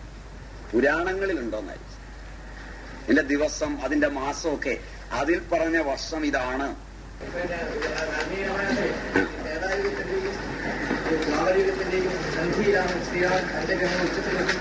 വാൽമീകി രാമായണത്തിലോ? ഒന്നുകൂടെ പോയി നോക്കണേ. എന്റെ ഓർമ്മ അധ്യാത്മരാമായണം തർജ്ജമ ചെയ്യുമ്പോൾ അധ്യാത്മരാമായണത്തിൽ നിന്നാണ് എഴുത്തച്ഛൻ എടുത്തതെന്ന്. എഴുത്തച്ഛൻ തർജ്ജമ ചെയ്തത് വാൽമീകി രാമായണമാണെന്നൊരു ധാരണയിലാണ്. വാൽമീകി രാമായണത്തിന്റെ തർജ്ജമയല്ല എഴുത്തച്ഛൻ നിർവഹിച്ചത്. വാൽമീകി രാമായണം വേറെയാണ്. അധ്യാത്മരാമായണം എന്ന പേരിലൊരു മൂലകൃതിയുണ്ട് സംസ്കൃതത്തിൽ. അത് ആരാ എഴുതിയെന്ന് നിശ്ചയമൊന്നും പോരാ. ഭർതൃഹരിയാണെന്നൊക്കെ ചിലരടിക്കുന്നുണ്ട്. ചിലര് വ്യാസന്റെ പേരിലാ പറയുന്നത്. ചിലര് തെലുങ്ക് ദേശത്തെ ഏതോ ഒരു ബ്രാഹ്മണനാണെന്ന് പറയുന്നുണ്ട്. ആരായാലും നമുക്ക് വിരോധമൊന്നുമില്ല. നല്ല പ്രൗഢമായ കൃതികളിൽ ഒന്നാണ് അധ്യാത്മരാമായണം. മൂലം ലാളിത്യവുമുണ്ട്. അതാണ് എഴുത്തച്ഛൻ സംഗ്രഹീതമായി വിവർത്തനം ചെയ്തത്. മുഴുവനില്ല, എഴുത്തച്ഛൻ കുറേയൊക്കെ വിട്ടുകളഞ്ഞിട്ടുണ്ട്. അതിലാണ് ഈ പഞ്ചഗ്രഹങ്ങളൊക്കെ പറയുന്നത്. താൻ പറയാൻ പോകുന്ന രാമൻ കാൽപ്പനിക രാമനാണെന്ന് ജ്യോതിഷം പഠിച്ചവനെ കൊണ്ട് പറയിപ്പിക്കാൻ പാകത്തിനാണ് ആ വർണ്ണന. മനസ്സിലായില്ല? ജ്യോതിഷം അറിയുന്നവരുണ്ടെങ്കിൽ അഞ്ചേലായി ഉടനെ പറഞ്ഞു ഈ ചോദ്യം കൂടെ തീർത്തിട്ട് നിർത്തും. ജ്യോതിഷം പഠിച്ചിട്ടുള്ളവരിപ്പുണ്ടെങ്കിൽ പഞ്ചഗ്രഹങ്ങൾ ഒന്നിച്ചുച്ചസ്ഥമാകുന്ന മുഹൂർത്തമാത്രം എങ്കിലും ഉണ്ടോ? 5 ഗ്രഹങ്ങൾ ഉച്ചസ്ഥമാകണം. മനസ്സിലായില്ല? ഇതുവരെ ആചാര്യന്മാർ രചിച്ച ജ്യോതിഷത്തിനോ, ജ്യോതിഷം ഏത് വേദത്തിന്റെ അംഗമാണോ ആ വേദത്തിനോ സമ്മതമല്ലാത്ത ഒരു ജനനമാണ് രാമന്റെ എങ്കിൽ രാമൻ വേദബാഹ്യനാണ്. മനസ്സിലായില്ല? ജ്യോതിഷ പ്രകാരം പഞ്ചഗ്രഹങ്ങൾ ഒരുമിച്ചുച്ചസ്ഥമാവുകയില്ല. ജ്യോതിഷം പഠിച്ചു നോക്കൂ, അറിവുള്ള ജ്യോതിഷികളോട് ചോദിക്കൂ. അപ്പൊ അവിടെ ഒരു അതിശയോക്തിയുണ്ട്. എവിടെയാണ് ഋഷികൽപ്പന അത്യുക്തിയെ സ്വീകരിക്കുന്നത്? ഭാവനയെ വർണ്ണിക്കുമ്പോൾ. മനസ്സിലായില്ല? നിശ്ചയമായും നടന്നില്ലെന്ന് ലോകത്തോട് സത്യവാക്കായ ഋഷി നടന്നതുപോലെ പറയുമ്പോഴാണ് അത്യുക്തിയെ സ്വീകരിക്കുന്നത്. മനസ്സിലായില്ല? അത് രാമന്റെ ജനനമാണെങ്കിൽ സെമിക്കോളൻ പോരെ. ഞാൻ പറഞ്ഞു നിങ്ങൾ യുദ്ധത്തിനൊരുങ്ങണ്ടല്ലോ. ശിവലിംഗത്തെ കുറിച്ച് പഠിക്കാൻ പോകുമ്പോൾ ഒരുപാട് കൽപ്പനകളുണ്ട്. അതിന് നമ്മൾ ഉജ്ജയിനിയിലേക്കൊക്കെ വളരെ പ്രാവശ്യം പോകേണ്ടി വരും. ആര്യഭട്ടന്റെയും ഭാസ്കരന്റെയും ഒക്കെ ലോകങ്ങളിലേക്കൊക്കെ പോകണം. അതിന്റെ ഗണിതയുക്തികളൊക്കെ മനസ്സിലാകണമെങ്കിൽ. മാത്രമല്ല അവിടെ തന്ത്രാഗമങ്ങളില്ല ശിവക്ഷേത്രങ്ങളിൽ. ഇവിടെ തന്നെ ശിവക്ഷേത്രങ്ങളിൽ തന്ത്രാഗമങ്ങൾ അടുത്ത കാലത്തുണ്ടായതാണ്.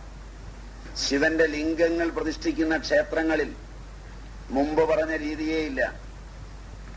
വടക്കേ ഇന്ത്യയില് വിന്ധ്യന് വടക്ക്, അത് ഞാൻ പറഞ്ഞില്ല, അവിടെ ക്ഷേത്രങ്ങളില് പണ്ടേ ക്ഷേത്രപ്രവേശന വിളംബരമൊന്നും വേണ്ട. പൊതുവെയുള്ള ശിവലിംഗ ക്ഷേത്രങ്ങളിൽ ജ്യോതിർലിംഗത്തിൽ പറ്റില്ല പ്രവേശിക്കാം. അവിടെ കഥ വേറെയാണ്. അവിടെ ആഗമതന്ത്രങ്ങൾക്ക് വ്യത്യാസവുമുണ്ട്. അത് പഠിക്കാൻ പോകുമ്പോ സദാശിവൻ, രുദ്രൻ, ഇങ്ങനെ ഒരുപാടൊന്നും പഠിക്കണം. 5 ഭാവങ്ങളും പഠിക്കണം. അത് നമുക്ക് വേറൊരു സമയത്താകാം. കാരണം വിശദമായ പഠിത്തം സമയത്തെ പരിമിതപ്പെടുത്തുന്നു. അപ്പൊ അതുകൊണ്ട് പോയിരുന്നതൊക്കെ ചിന്തിക്കുക. എന്തായാലും ഈ വഴിക്കൊക്കെ ചിന്തിക്കാനുള്ള സമയം അതിക്രമിച്ചിട്ടുണ്ട്. അതിന്റെ ഭാഗമായിരിക്കും നിങ്ങളിങ്ങനെയൊക്കെ ചിന്തിച്ചു തുടങ്ങിയത്. അതിൽ നന്നായി വരാൻ, ഇത്രയൊക്കെ പറയാൻ ഇടയാക്കിയതിന് ജഗന്യന്താവിന് മുമ്പിൽ ഭക്തിപ്രശ്രയപൂർവം പ്രണമിച്ചുകൊണ്ട്, ഒപ്പം ഞാൻ പറഞ്ഞതില് കുറെ വാക്കുകളെങ്കിലും എന്റെ സ്വന്തമുണ്ട്. നാരായണം നമസ്കൃത്യ നരം ചെയ്വ നരോത്തമം ദേവീം സരസ്വതീം വ്യാസം പദോജയമുദീരയത്. ഹരി ഓം ഹരി.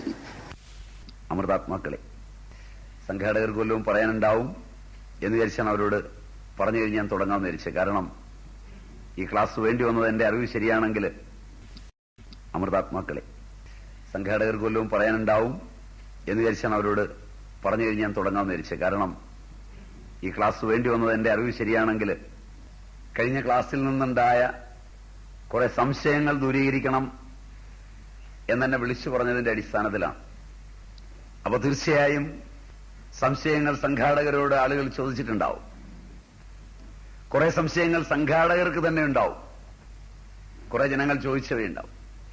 ക്ലാസ് കഴിഞ്ഞു പോയ ഞാൻ നിങ്ങളുടെ ഇടയിലെ ചർച്ചകളോ നിങ്ങൾ തമ്മിലുള്ള സംഭാഷണങ്ങളോ ഒന്നും അറിയാൻ എനിക്ക് വഴിയില്ല.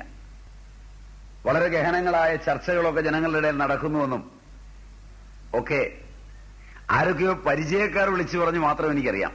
അതിന്റെ അടിസ്ഥാനത്തിൽ എന്തെങ്കിലും മറുപടി പറയുന്നത് ഉചിതവുമല്ല. ഞാൻ പറഞ്ഞ കാര്യങ്ങളെക്കുറിച്ച് സംശയങ്ങൾ ചോദിച്ചാൽ എനിക്കറിയുന്നതെല്ലാം ഞാൻ പറയാം. ഞാൻ പറയുന്നതിൽ ഏതിനെങ്കിലും നിങ്ങളുടെ മനസ്സിന്റെ യുക്തിക്കും ശങ്കയ്ക്കും ഇതൊരു വ്യവഹാരമായി എന്ന് എനിക്ക് തോന്നുന്നു. വ്യവഹാരം എന്ന് പറഞ്ഞാൽ വിശേഷേണ, അവ എന്ന് പറഞ്ഞാൽ ശങ്ക, ഹരണം എന്ന് പറഞ്ഞാൽ ഇല്ലാതാക്കുക, ശങ്ക തീർക്കുക, വിശേഷേണയുള്ള ശങ്ക തീർക്കുക.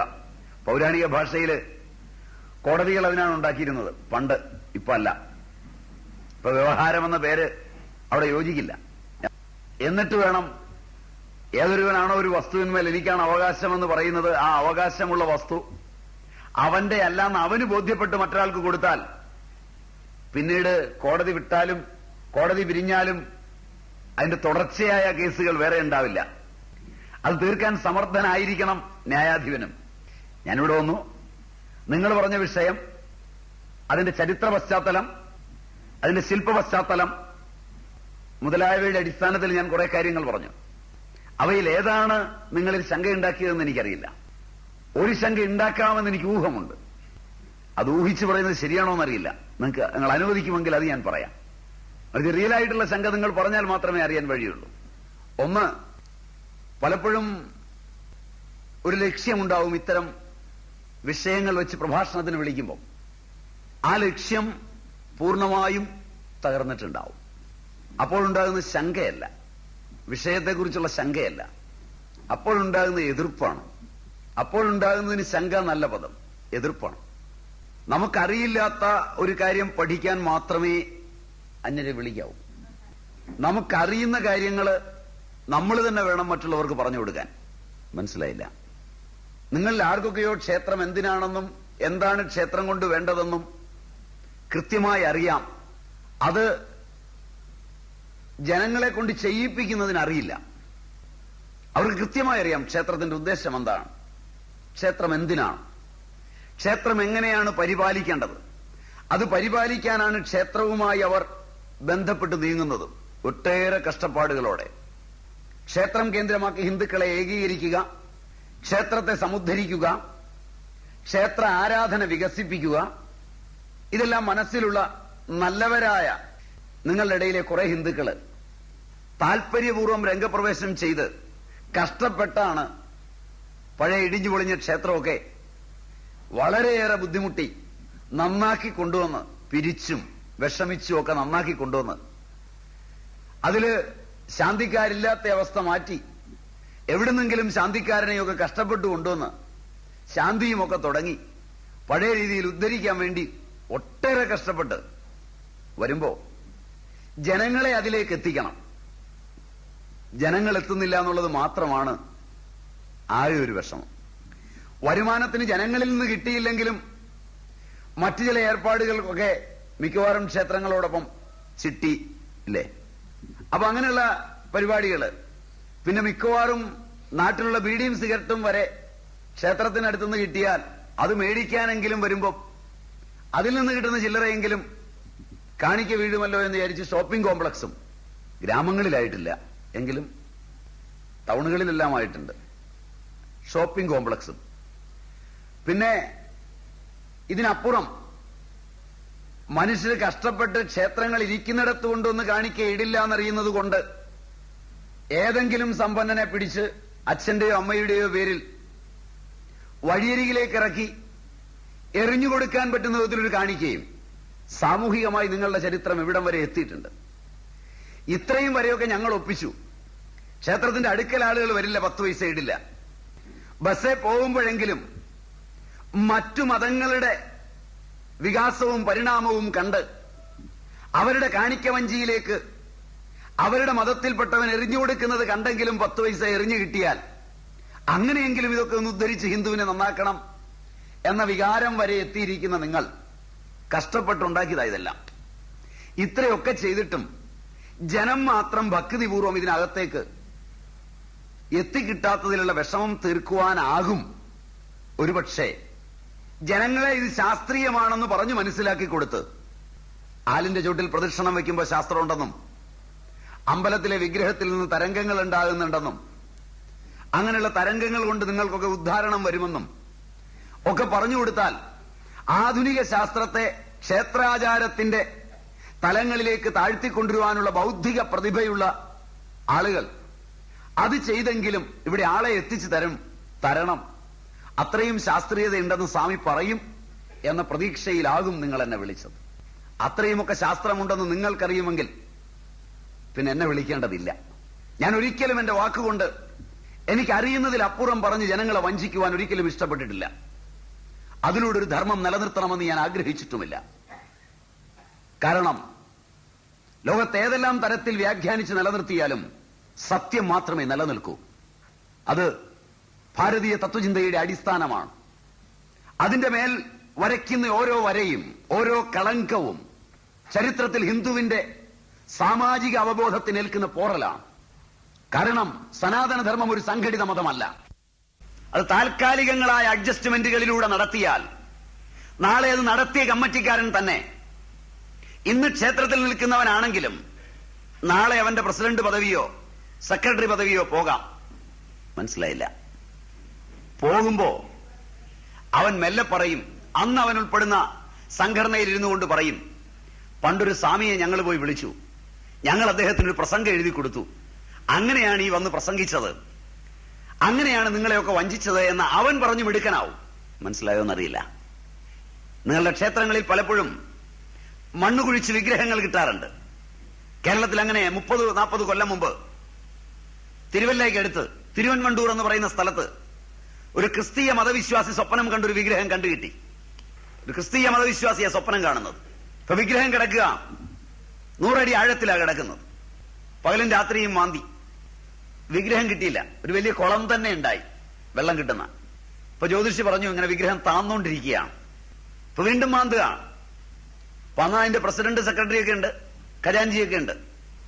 എന്റെ ഓർമ്മ ശരിയാണെങ്കിൽ ചേർത്തലയ്ക്കടുത്ത് അരൂർ എന്ന് പറയുന്ന സ്ഥലത്ത് പ്രസിദ്ധനായ ഒരു ജ്യോതിഷവും തന്ത്രവും അറിയുന്ന ഒരാളുണ്ട്. അദ്ദേഹമാണ് പ്രശ്നം വെച്ച് അവസാനം നോക്കിയത്. നാട്ടുകാരൊക്കെ പോയിട്ടുണ്ട്. ഒടുവിൽ അദ്ദേഹം പറഞ്ഞ അളവ് വരെ മാന്തിയിട്ടും കിട്ടാതെ വന്നപ്പോ കമ്മിറ്റിക്കാർ അദ്ദേഹത്തെ സമീപിച്ചു. നാട്ടുകാരും അല്ലാതെ കൂടിയിരിക്കുകയാണ്, ഞങ്ങൾ ചുറ്റുമെന്നാണ് തോന്നുന്നത്. പിരിച്ച പണം ഏതാണ്ട് നല്ല നിലയിലായി, ഭക്തി മൂർധന്യത്തിൽ നിൽക്കുകയാണ്. അദ്ദേഹം പറഞ്ഞു, ഇനി ഒന്നേ രക്ഷയുള്ളൂ, വിഗ്രഹം ഇതുവരെ കിട്ടിയില്ലെങ്കിൽ ഒരു വിഗ്രഹം അവിടെ ഉണ്ടാവണം. അങ്ങനെ അവർ നാഗർകോവിലിൽ പോയി വിഗ്രഹം കൊണ്ടുവന്ന് വിഗ്രഹം ഇതിനകത്തിട്ട് പൊക്കിയെടുത്തു. നാട്ടുകാരും അറിഞ്ഞില്ല, ഞങ്ങൾ ആരും അറിഞ്ഞില്ല, നാട്ടുകാരും അറിഞ്ഞില്ല. 10 വർഷം പ്രസിഡന്റായിരുന്ന ആൾ 10ാമത്തെ വർഷം പ്രസിഡന്റ് അല്ലാതായി. പുറത്തിറങ്ങിയപ്പോൾ അയാൾ പറഞ്ഞു, ഇതിങ്ങനെ പറ്റിച്ചതാ ജനങ്ങളെ. ജനങ്ങൾ കൂട്ടായപ്പോൾ അത് വിശ്വസിച്ചില്ല. എങ്കിൽ പോലും ശങ്കയുണ്ടാക്കാൻ അത് ധാരാളമായി. ധർമ്മം ഏത് അഡ്ജസ്റ്റ്മെന്റ് നടത്തിയാലും, ഏത് പ്രാസ്ഥാനികമായ കൂട്ടുകെട്ടിൽ നിന്നുകൊണ്ട് അധർമ്മം കാണിച്ചാലും ഒരിക്കൽ അത് പുറത്തു വരുമെന്ന് സ്റ്റാലിനും നമ്മളെ പഠിപ്പിക്കുന്നുണ്ട്. മനസ്സിലായില്ല? കമ്മ്യൂണിസത്തിന്റെ അപജയത്തില് ഈ സ്റ്റാലിനെ നിങ്ങൾ മറന്നുപോകില്ല എന്ന് തോന്നുന്നു. അതുകൊണ്ട് സത്യത്തിന്റെ മേൽ കെട്ടിപ്പടുക്കുന്നത് മാത്രമേ ചിരസ്ഥായിയായി നിൽക്കൂ. ചരിത്രത്തെ മാറ്റിമറിക്കുകയും കള്ളം ചരിത്രത്തിൽ എഴുതി ചേർക്കുകയും ചെയ്ത് ഒന്നും നിലനിർത്താമെന്ന് ആരും വ്യാമോഹിക്കണ്ട. തന്റെ അഭീഷ്ടങ്ങൾക്കോ വ്യക്തിവൈഭവങ്ങൾക്കോ വേണ്ടി, താൽക്കാലികങ്ങളായ ലാഭങ്ങൾക്ക് വേണ്ടി ചരിത്രത്തിന്റെ മേൽ തിരുവെഴുത്ത് നടത്തി നേടുന്ന നേട്ടങ്ങളൊന്നും, ശാസ്ത്രത്തെ വളച്ചൊടിക്കുന്ന നേട്ടങ്ങളൊന്നും ശാശ്വതങ്ങളല്ല. അവ ജനത്തിന് പ്രയോജനപ്പെടുകയുമില്ല. ഇതറിയുന്ന നിലയിൽ നിങ്ങളോട് വന്ന് ഞാൻ അറിയുന്ന ചരിത്രം മാറ്റി പറയാൻ എനിക്ക് മനോവൈഷമ്യമുണ്ട്. മാത്രവുമല്ല, ഒരു വയറ് ചോറിനും മാക്സിമം വരാവുന്ന 1000-500 രൂപ ദക്ഷിണയ്ക്കും വേണ്ടി സ്വന്തം മനസാക്ഷിയെയും താൻ പഠിച്ച ശാസ്ത്രത്തെയും കളങ്കപ്പെടുത്തേണ്ടി വരുന്നത് മഹാപരാധങ്ങളിൽ ഒന്നാണ്, ഗുരുനിന്ദയുമാണ്. ഞാൻ പറയുന്നതൊക്കെ മനസ്സിലാവുന്നുണ്ടോന്നറിയില്ല. ഇതെല്ലാം ഞാൻ പറയുന്ന എന്റെ ഒരു ഊഹത്തിൽ നിന്നാണ്. അങ്ങനൊരു എതിർപ്പ് എന്നോടുണ്ടാകാം, അത് ശങ്കയല്ല. അതാണെങ്കിൽ ഞാനിനി ചർച്ച ചെയ്ത് തീർത്താൽ തീരുമെന്നും എനിക്ക് തോന്നുന്നില്ല. പറഞ്ഞ മനസ്സിലായി എന്ന് വിചാരിക്കാം. അതൊരു എതിർപ്പാണ്. കാരണം ഞങ്ങൾ ഇങ്ങനെയൊക്കെ ആരാധിക്കുന്നുണ്ട്, ഞങ്ങൾ ഇങ്ങനെയൊക്കെയാണ് ഇവിടെ കൂടാൻ തീരുമാനിച്ചിരിക്കുന്നത്. ഉള്ള ആളുകളും കൂടെ കുറഞ്ഞു പോകാനാണല്ലോ ഇത് സഹായിച്ചത്. കൂടുതൽ ആളുകളെ ഇതിലേക്ക് സമാഹരിക്കാൻ സഹായകമായില്ലല്ലോ എന്ന വേദന ഒരു എതിർപ്പായി രൂപാന്തരപ്പെടാം. അതിന് പുതിയ കഥകളും ഭാവനയിൽ ഉണ്ടാക്കാം.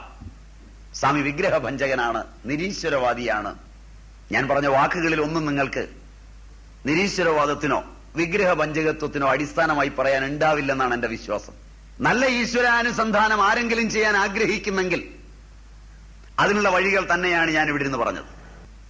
ഭാരതീയ ചിന്ത ഈശ്വരനെ എങ്ങനെ കാണുന്നു, എന്താണ് ഈശ്വരൻ, ഏത് രീതിയിലാണ് ആരാധന പോകേണ്ടത് എന്ന് സുവ്യക്തമായ തലങ്ങളിൽ രൂപാന്തരപ്പെടുന്ന രീതിയിലാണ് ഞാൻ പറഞ്ഞത്. അതുകൊണ്ടാണ് രണ്ടാമത് ശങ്കയുണ്ടെന്ന് പറഞ്ഞപ്പോ ഞാൻ വരാമെന്ന് ഉറപ്പിച്ചു പറഞ്ഞത്. കാരണം ആളുകളെ തെറ്റിദ്ധരിക്കാനുള്ള വഴിയിലും കൂടെ ഒരടി തന്നിട്ട് പോകാമെന്ന് വിചാരിച്ചു. ചോദിച്ചു. അത് നമ്മുടെ വിഷയവുമായി ബന്ധപ്പെട്ട ചോദ്യമല്ല. അതെ, ഞാൻ പറഞ്ഞതാണ്, പക്ഷെ വിഷയവുമായി ബന്ധപ്പെട്ട ചോദ്യമല്ല. ആലയവും ആരാധനയുമായി ബന്ധപ്പെട്ടതല്ല. എങ്കിലും ഞാൻ അതിന് ഉത്തരം എനിക്ക് അറിയുന്ന രീതിയിൽ പറയാം. ആലയത്തോടും ആരാധനയോടും ഈ ചോദ്യം ബന്ധപ്പെടുന്നില്ല ഞാൻ അറിയുന്നിടത്തോളം.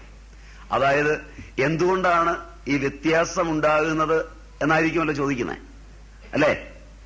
ആ വ്യത്യാസം ഉണ്ടാകുന്നത് എന്തുകൊണ്ട് എന്ന് വ്യക്തമായി ആ വ്യത്യാസത്തിൽ നിൽക്കുന്നവർക്ക് തന്നെ കണ്ടെത്താൻ കഴിയുന്നില്ല എന്നാണ് ഉത്തരം ഞാൻ പറയേണ്ടത്. കാരണം നമ്മളൊക്കെ വ്യത്യസ്തരാണ്. അതിന്റെ പിന്നിൽ ഒരു ശക്തിയും പ്രവർത്തിച്ചിട്ടല്ല വ്യത്യാസം ഉണ്ടാകുന്നത്, നമ്മുടെ അജ്ഞാനം കൊണ്ടാണ് വ്യത്യാസം ഉണ്ടാകുന്നത്. ഭാരതീയ ചിന്തപ്രകാരം ആത്മബോധത്തിൽ ഒഴിച്ച് ബാക്കി എല്ലായിടത്തും മനുഷ്യൻ വ്യത്യസ്തനാണ്. ആത്മബോധം ഒഴിച്ചുള്ളതെല്ലാം അജ്ഞാനത്തിന്റെ ലോകവുമാണ്. ഭാരതീയ ചിന്ത ആദ്യമായി 2 വിദ്യയെ പഠിപ്പിക്കുന്നു. അടുക്കൂടെ പറഞ്ഞുതരാം, കേട്ടോളൂ. കേട്ട് കഴിഞ്ഞ് സംശയം ഉണ്ടോ ചോദിക്കും. ചോദ്യം എന്റെ പ്രസക്ത വിഷയത്തോട് ബന്ധപ്പെട്ടതല്ല, എങ്കിലും ഞാൻ അതിന്റെ ഉത്തരം പറയാം. അതങ്ങനെ പറഞ്ഞത് എന്തുകൊണ്ടാണെന്ന് വിചാരിച്ചാൽ, സ്വാമിജി ആരൊക്കെയോ ചോദിച്ച പ്രസക്തമല്ലാത്ത, അദ്ദേഹം ഇതിന്റെ സംഘാടകരുമായി ബന്ധപ്പെട്ടയാളല്ലെങ്കിൽ നാളെ സംഘാടകർ ഇറങ്ങിപ്പോകും. കാരണം ആശയങ്ങളെ പലപ്പോഴും മനുഷ്യൻ ആമാശയം കൊണ്ട് നേരിടാറുണ്ട്. അതിന്റെ ഭാഗമായി പ്രസക്തമല്ലാത്ത ചോദ്യത്തിന് ഉത്തരം പറഞ്ഞ് സ്വാമി സമയം കളഞ്ഞു, ഞങ്ങള് പലതും ചോദിക്കാനാ ഒരുങ്ങിയിരുന്നതെന്ന് പറയരുത്. അതുകൊണ്ട് ഞാൻ സൂചിപ്പിച്ചതാണ്. ക്ലിയർ ആവുമെന്ന് വിചാരിക്കുന്നു. കാരണം കരുതലോടെ വേണം ഇനി ഞാൻ നിങ്ങളോട് വർത്തമാനം പറയാൻ. കാരണം നിങ്ങളുടെ മനസ്സിൽ എതിർപ്പാണ് വന്നിരിക്കുന്നത്. എന്റെ ഊഹം മാത്രമാണിത്. കാരണം കുറെ പേര് എന്നെ ഫോൺ ചെയ്തിരുന്നു, അല്ലാതെ വേറെ തെളിവൊന്നും എനിക്കില്ല. നിങ്ങളുടെ നാട്ടിലെ കുറെ പേര് ഫോൺ ചെയ്തിരുന്നു, ഇവിടെയൊക്കെ തീ കത്തിക്കൊണ്ടിരിക്കുകയാണ്. അങ്ങനെയുള്ള തീ കത്താൻ മാത്രമൊന്നും ഞാൻ പറഞ്ഞില്ലെന്നാണ് എന്റെ വിശ്വാസം. ഇവിടെ ആളുകളൊക്കെ 2 തട്ടായിരിക്കുന്നു. കുറെ പേര് സ്വാമിയുടെ വാക്കൊക്കെ എടുത്തിട്ട് ഉദ്ധരിക്കാൻ തുടങ്ങിയിരിക്കുന്നു. അങ്ങനെ വരുമ്പോ ഈ ക്ഷേത്രമൊക്കെ എന്താവും, ഞങ്ങളൊക്കെ എന്ത് ചെയ്യും? അതിന് ചോദിച്ചയാളിനോട് ഞാൻ ഒരു മറുപടി പറഞ്ഞു. നിങ്ങൾ കമ്മിറ്റി കൂടുമ്പോൾ അത് മറന്നുപോകില്ല, ഞാൻ പറഞ്ഞോളാം. ഇപ്പൊ ഇത് കഴിഞ്ഞാൽ ഒന്ന് സൂചിപ്പിച്ചിട്ട് പറഞ്ഞോളാം. അല്ലെങ്കിൽ അപ്രസക്തമായത് പറഞ്ഞു എന്ന് നാളെ പറയരുത്, അതിനുവേണ്ടി മാത്രം. അതിന് ഞാൻ വളരെ ശക്തമായി മറുപടി പറഞ്ഞു. നിങ്ങൾ കമ്മിറ്റി കൂടുമ്പോ 5 കൊല്ലം ഭാര്യ കയ്യിൽ പൂത്താലിയും കൊണ്ടുവന്ന് അമ്പലത്തിൽ തൊടുകൊണ്ടിരിക്കുന്ന വീട്, മക്കളൊക്കെ രാവിലെ ഏറ്റാൽ ആദ്യം അമ്പലത്തിലേക്ക് പോകും. ഭർത്താവ് അമ്പലത്തിന്റെ ചുറ്റുവട്ടത്തിൽ നിന്ന് മാറൂല. കാരണം അദ്ദേഹം അമ്പലത്തിന്റെ കമ്മിറ്റിയിൽ പ്രമുഖനാണ്, പ്രസിഡന്റോ സെക്രട്ടറിയോ ആണ്. ഒരു തവണ ഈ പദവി നഷ്ടപ്പെട്ടാൽ അദ്ദേഹം വീട്ടിലെത്തിയിട്ട് ആദ്യം പറയുക, ഇനി ഒരെണ്ണവും അമ്പലത്തിലോട്ട് പോകരുതെന്ന. ഇങ്ങനെ ഒരുപാട് പേരെ എനിക്കറിയാം. അപ്പോൾ നിങ്ങൾ എന്താ ചെയ്യുക?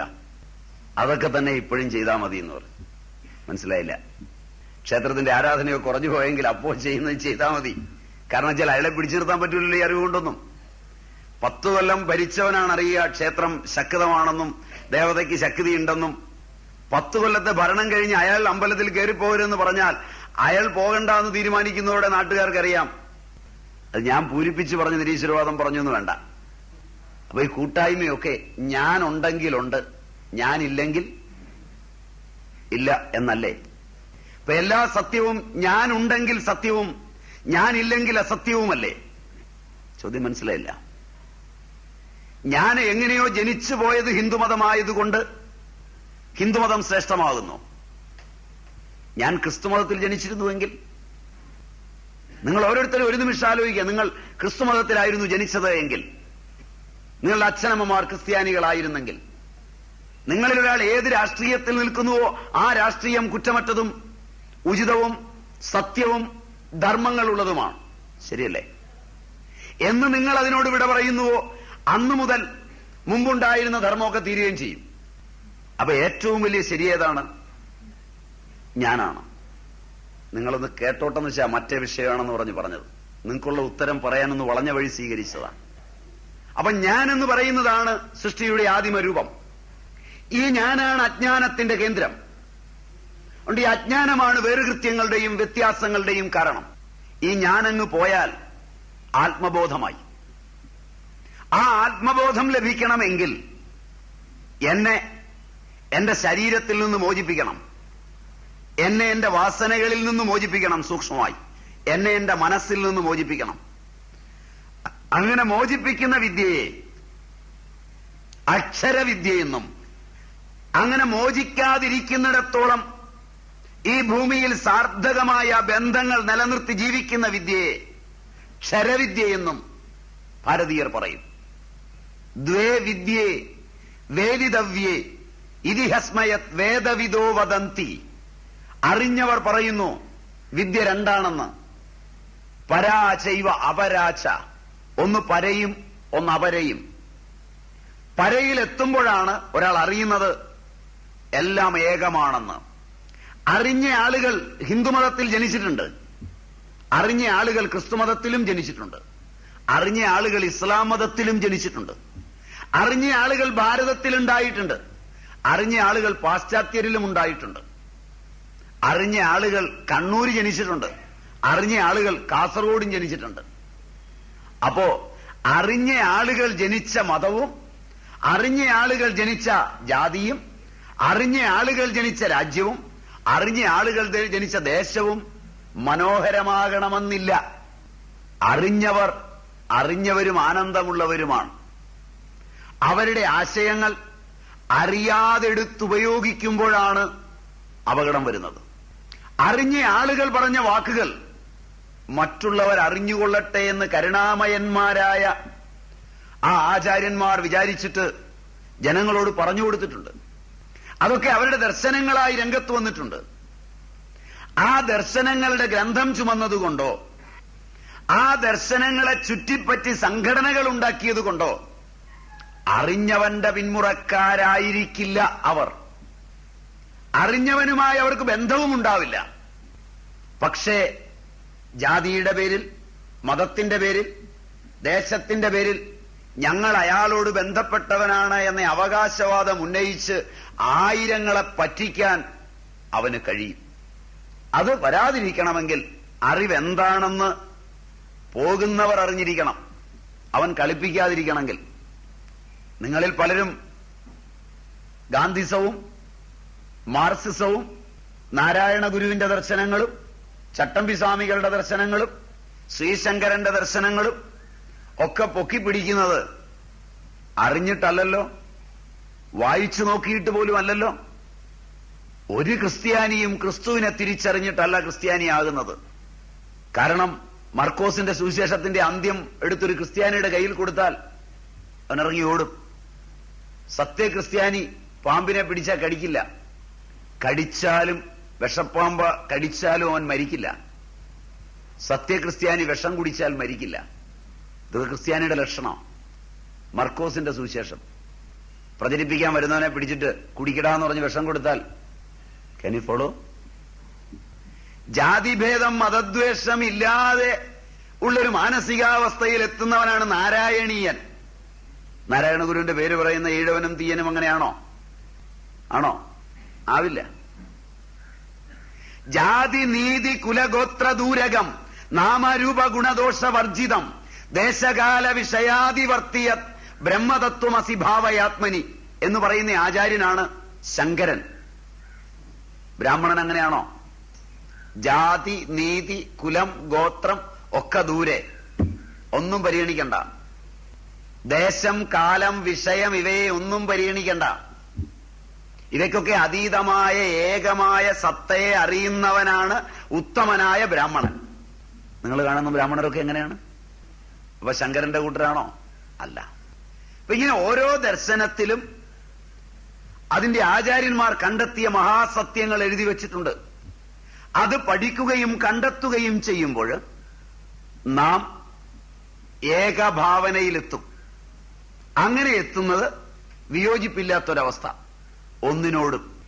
അതേസമയം ഈ ലൗകിക വിഷയങ്ങളിൽ താല്പര്യമുണ്ടാവുമ്പോൾ നമുക്കെല്ലാം ആഗ്രഹങ്ങൾ ഉണ്ടാവും. ആഗ്രഹങ്ങൾ കാരണമായി കോപമുണ്ടാവും, കോപം കാരണമായി മോഹമുണ്ടാവും, മോഹം കാരണമായി വിനാശമുണ്ടാവും. അങ്ങനെയുള്ള വിയോജിപ്പുകൾ നമുക്കെല്ലാം സർവ്വസാധാരണമായി കാമമുള്ളിടത്തോളം ഉണ്ടാവും. സംശയം വേണ്ട. അപ്പോൾ കാമമാണ് വിയോജിപ്പുകൾക്ക് കാരണം. കാരണം എന്താണെന്നല്ലേ എന്നോട് ചോദിച്ചേ? ആഗ്രഹമാണ് വിയോജിപ്പുകൾക്ക് കാരണം. ഇപ്പൊ രണ്ട് തലമുണ്ട് അതിന്.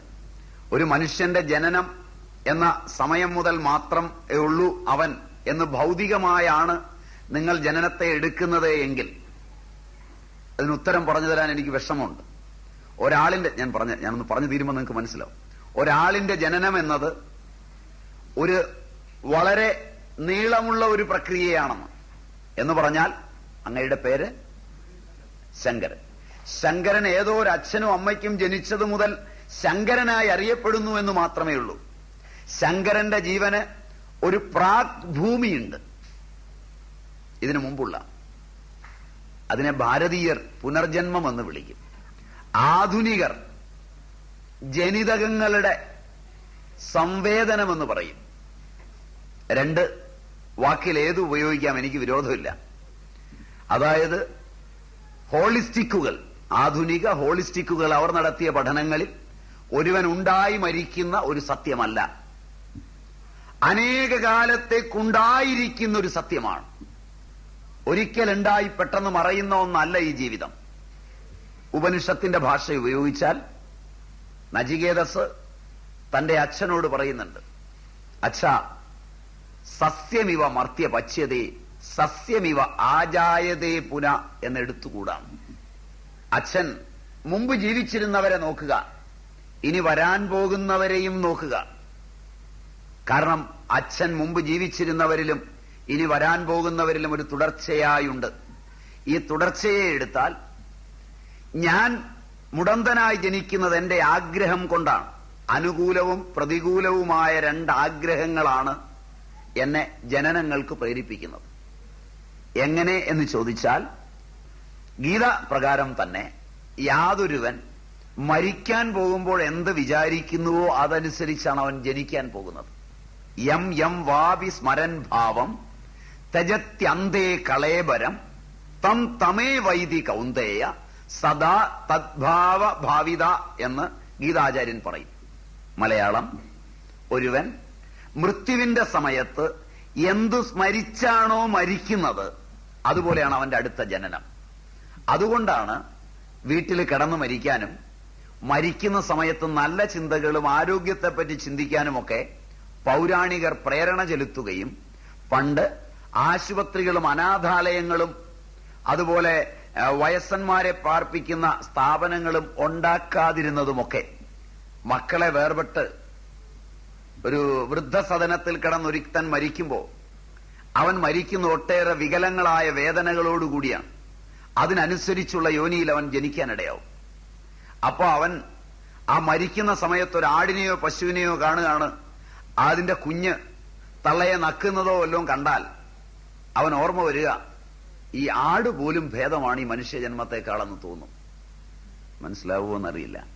അതുകൊണ്ടാണ് മക്കളൊക്കെ അടുക്ക വേണമെന്നും അവൻ നല്ല കാര്യങ്ങളെ ചിന്തിക്കാവുള്ളൂവെന്നും നല്ല ചിന്തകളോടുകൂടി വേണം മരിക്കാനെന്നും ഒക്കെ പൗരാണികർ പറഞ്ഞത് ആ ഒരു അടിസ്ഥാനത്തിലാണ്.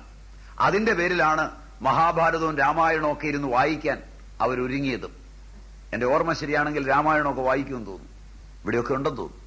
അതിന്റെ പേരിലാണ്. കാരണം മൃത്യുവിന്റെ സമയത്ത് അവന്റെ ചിന്ത എങ്ങനെയോ അങ്ങനെയാണ് അവന്റെ ജനനമെന്നാണ് ഭാരതീയ ശാസ്ത്രം. ഇന്ന് ആശുപത്രിയിൽ കിടന്ന് മരിക്കുമ്പോൾ ആഹാഹൂഹു എന്ന് നിലവിളിച്ചൊക്കെയുള്ള മരണത്തിൽ ജനിക്കുന്നത് തന്നെ അവൻ രോഗിയായിട്ടായിരിക്കും. തന്റെ രോഗമാണ് അവൻ ഓർക്കാൻ ഡോക്ടർമാർ പ്രേരിപ്പിക്കുന്നത്. ആ നിലയ്ക്ക് പുതിയ ആശുപത്രികളും പുതിയ ഡോക്ടർമാരുടെ എണ്ണവും കൂട്ടുന്നതിൽ തെറ്റില്ല. അന്തോണിയുടെ പണി നല്ലതാണ്. കാരണം ഈ ജനിച്ചു വരുന്നവനെല്ലാം ഇടവേണല്ലോ. അത് വരാതിരിക്കണമെങ്കിൽ നല്ല വിചാരത്തോടെ മരിക്കണം. അത് ഞാൻ സൈഡിൽ പറഞ്ഞാണ് നിങ്ങളോട് പറയുമ്പോൾ എങ്ങനെയാണ്. അപ്പം നമ്മളൊരു തുടർച്ചയായാണ് കാണുന്നതെങ്കിൽ വണ്ടിയേല് പോകുമ്പോ ടിക്കറ്റ് കൊടുക്കുന്ന കണ്ടക്ടർക്ക് കയ്യിൽ വെളുപ്പുദീനമുണ്ടെങ്കിൽ ആ വെളുപ്പുദീനമുള്ള കണ്ടക്ടറുടെ കയ്യിൽ നിന്ന് ടിക്കറ്റ് വാങ്ങാൻ നേരത്ത് നിങ്ങൾ അറയ്ക്കുന്നുണ്ടെങ്കിൽ നിങ്ങളുടെ മസ്തിഷ്ക പ്രാന്തത്തിൽ ആ ദീനം രേഖപ്പെടുത്തപ്പെടും. മനസ്സിലായോന്നറിയില്ല. വിയോജിപ്പിൽ രേഖപ്പെടുത്തുന്നതായ ദീനം ശക്തമായിരിക്കും യോജിപ്പിൽ രേഖപ്പെടുത്തുന്നതിനേക്കാൾ. ഇങ്ങനെ പ്രതികൂലമായും ചില ആളുകളോടുള്ള മമത കൊണ്ട് മകൻ അച്ഛൻ, ഭർത്താവ്, ആചാര്യൻ, അമ്മാവൻ, ഇങ്ങനെ ചിലരോടുള്ള അമിതമായ മമത കൊണ്ട് അവരെ സ്നേഹിക്കുന്നത് പോലെ അവരുടെ രോഗങ്ങളെയും നാം സ്നേഹിക്കും. മനസ്സിലായില്ല? അങ്ങനെ അനുകൂലമായി, പ്രതികൂലമായും അനുകൂലമായും നമ്മളുടെ മസ്തിഷ്ക പ്രാന്തങ്ങളിൽ നാം രേഖപ്പെടുത്തുന്നതായ രോഗങ്ങളാണ് ജന്മനാ വരുന്ന രോഗങ്ങളായി പരിണമിക്കുന്നത്. ക്ലിയറായി? അത് നാം ആഗ്രഹിച്ചവയാണ്, ബാഹ്യമായി ആരും തന്നതൊന്നുമല്ല. അതിന്റെ പേരിൽ ഒരു ബാഹ്യദൈവത്തെയൊന്നും പ്രാർത്ഥിക്കാൻ പോകണ്ട. ഇനിയെങ്കിലും മര്യാദയോടുകൂടി ഈ ആഗ്രഹിച്ച പണി ഒന്ന് ഭംഗിയായി തീർത്ത് ഇനിയുള്ളത് നേരെയാകാൻ ശ്രമിച്ചാൽ മതി. കാരണം ഇതിനകത്തിരിക്കുന്ന ബോധം വികലമല്ല. അംഗങ്ങൾക്ക് വൈകല്യം വരുമ്പോഴും ബോധത്തിന് വൈകല്യമില്ല. ക്ലിയറായ ഡൗട്ട്? അല്ല, ഒരു വാക്ക് കർമ്മയോഗത്തിൽ കൂടെ പോകണമെന്ന് പറഞ്ഞു. ആരാധന എന്ന് നിങ്ങളുടെ കപോലകൽപ്പിതം ചേർത്ത് കൃഷ്ണ ഭഗവാനെ എടുക്കരുത്. കർമ്മയോഗത്തിൽ കൂടെ പോകാൻ പറഞ്ഞു, അത്രയും സമ്മതമാണ്. ആ കർമ്മയോഗത്തിലൂടെ എന്ന് പറഞ്ഞങ്ങ് വെച്ചിട്ട് നിങ്ങൾ എഴുതി ചേർക്കുന്ന സാധനം ഭഗവാൻ പറഞ്ഞു എന്ന് പറയരുത്. കർമ്മയോഗം ആരാധനയല്ല, ആരാധനയല്ല, അല്ല. കർമ്മയോഗം വിഗ്രഹാരാധനയല്ല. ഭാരതീയ ശാസ്ത്ര സമ്പ്രദായങ്ങളിലൊന്നും വിഗ്രഹാരാധനയെ കർമ്മയോഗത്തിന്റെ പട്ടികയിൽ പെടുത്തിയിട്ടില്ല. അത് വ്യക്തമാക്കി തരാം. കർമ്മയോഗം എന്താണെന്ന് വ്യക്തമാക്കി തരാം. കർമ്മയോഗം മാത്രമായൊരു അധ്യായം ഗീതയിലുണ്ട്. കണ്ടിട്ടുണ്ടോ? ഭഗവത്ഗീത 3-ാം അധ്യായം ആരെങ്കിലും കൊണ്ടുവന്നിട്ടുണ്ടോ? ഒരു വായിക്കുന്നവരെങ്കിലും സഞ്ചിക്കാത്തൊരു ഗീത കൊണ്ടുവന്നിട്ടുണ്ടോ? ഒന്ന് കയ്യിലേക്ക് കൊടുത്ത് ഞാൻ പറയുന്നത് കയ്യിലുണ്ടോ നോക്കിയാൽ മതി. നിങ്ങൾക്ക് തന്നെ നോക്കാനാണ്. കാരണം നിങ്ങൾ കൊണ്ടുവന്ന സാധനം നിങ്ങളുടെ കൈ കൊണ്ട് തന്നെ എടുപ്പിച്ചാൽ എനിക്ക് എളുപ്പമുണ്ട്. കാരണം പണ്ട് മുതലേ വിഷം അത് വന്നിടത്തുനിന്ന് എടുപ്പിക്കുന്നതാണ് സുഖമുള്ള പണി. നമ്മൾ മാറ്റുന്നതല്ല. ഒന്നെടുത്തു 3-ാം അധ്യായം ഒന്ന് എടുത്തു കൊടുത്തരും. ഭഗവാൻ ശ്രീകൃഷ്ണ പരമാത്മാവിന്റെ വാക്കുകളാണ് അത് മുഴുവൻ. 36 ശ്ലോകവും മറ്റുണ്ട്. നോക്കിയൊരു 36 37 43 ശ്ലോകമുണ്ട്. മുഴുവനും നോക്കിക്കോളൂ.